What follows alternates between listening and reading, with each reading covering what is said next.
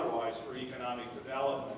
As you may have heard, a district court recently overturned the Attorney General's opinion that opined that they did not have the legal authority to house out-of-state inmates. So the door is open, if you will, for them to begin to have that the benefit of placing people in the jail and making some money. I think we need to support, whether or not you feel a jail is particularly right for your community or whatever the business venture may be. I think we need to support and get behind our brothers and sisters across this state in their endeavors to try to create jobs so that people can put food on their table. I can tell you when, and this may be a little bit long-winded, but I can tell you when the Attorney General's opinion came down saying they couldn't house out-of-state inmates, I started getting calls from people that, frankly, I thought they were Amway salesmen because I hadn't heard from them for so long.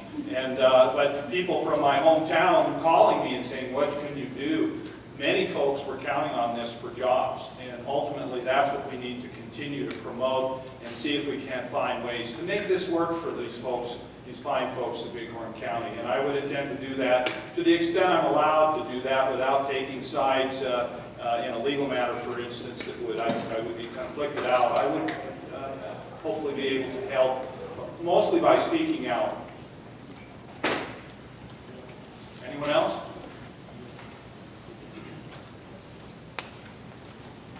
A number of my co-workers have jobs where they work directly with children, either in the school or more in their homes. And in those jobs, they're required to be mandatory reporters when they suspect abuse or neglect issues. One of the issues that we see more and more is real difficulty, and I think there's a feeling on the part of the folks who work for the Department of Children and Family Services where they feel disempowered in their ability to really follow through on some of those reports. And so we see lots of incidences where we think there needs to be further action, but there isn't, for the sake and the welfare of those kids and their futures. Is there anything that could be done in the Attorney General's office to make that system work in a way that helps the kids and is less adversarial so that people would follow through when we do mandatory reporting? Sure. That's a huge issue. I should tell you that in my career I have been appointed as guardian ad litem in cases where, for instance, the parents have been methamphetamine users. This is as much as 15, 16 years ago. Meth was a problem. And I've worked with DPPHS and with the Department of Corrections and many different state agencies and local agencies concerning the best welfare of our children.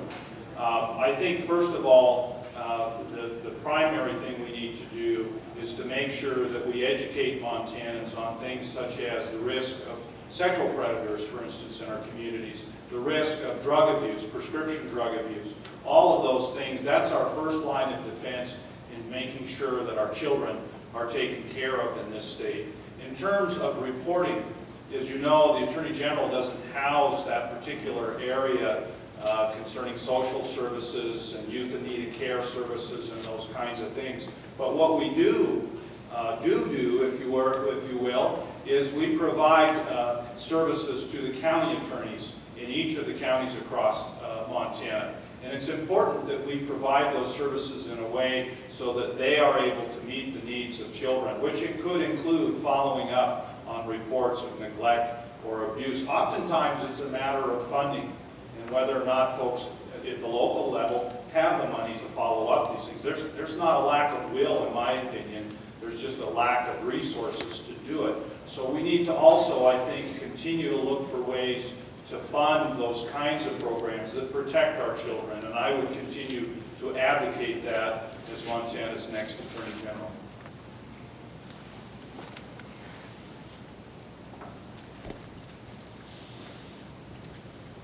Lewis and Clark County has 22 law enforcement officers who have voluntarily trained for 40 hours.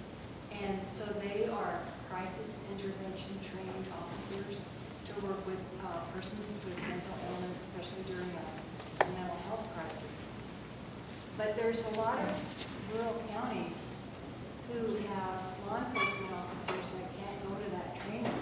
There just aren't enough officers to take their place when they go to the training, even just in Jefferson County. So how can those officers come up to the academy and get that training? I think If they that, have a substitute? and I actually have heard a lot about this on the campaign trail.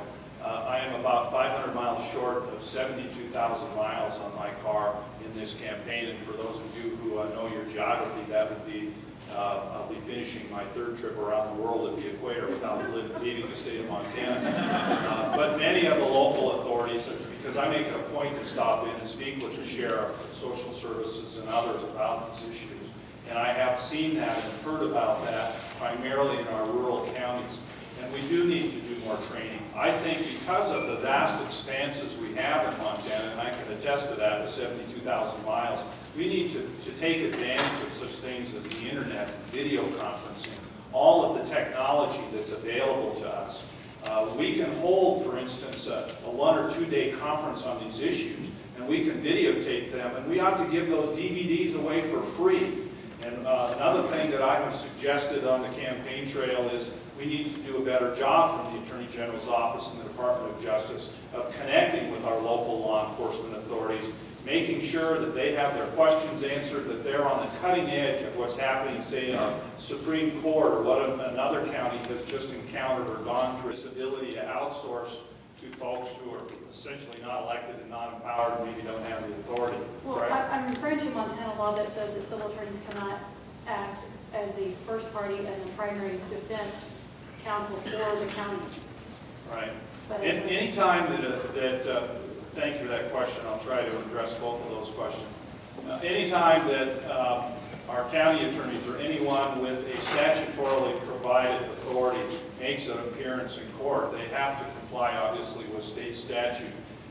There is often occasions, both at the state and the local level, where the county attorney, for instance, or maybe even the Attorney General's office, doesn't have the expertise, if you will, for a particular kind of lawsuit. It doesn't happen in criminal law sector. It usually happens in civil law, like a mass tort of some sort. And I'm an advocate of making sure that we have basically sunshine, if you will, on how these things are outsourced and what the arrangements are and whether it's a competitive process or what have you. At the local level with county attorneys, the Attorney General's office needs to provide as much of that support as we can, and we should be available to answer questions for local county attorneys, whether it be in the criminal law or the civil law arena. And so we need to make sure that we're utilizing that before we turn to spending money on private attorneys, for instance. Anytime that there is a lawsuit filed, it should be the county attorney that does that. Or there are some avenues in which that can be authority can be delegated. I'm not, sure of the specific situation you're speaking about. I'd have to look at it.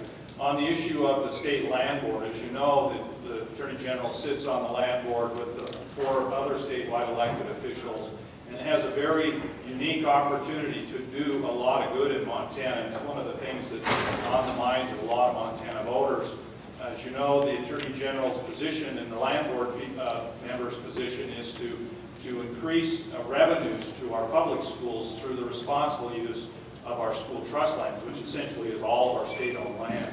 And I would intend, as Montana's next Attorney General, to promote responsible development of, say, our natural resources, whether it be oil and gas or perhaps coal, all of those things. But we need to do it in an environmentally sensitive manner. I'm the only candidate in this campaign who has actually had hands-on environmental protection experience as a scientist. I used to be a geologist, and I used to be an environmental scientist for a state agency, and as an environmental lawyer in the state employment. And so I have that background and experience in land development, resource development, environmental protection, that when you put it together, I think makes me uniquely qualified to carry out the duties of the state land board, and I would intend to do that.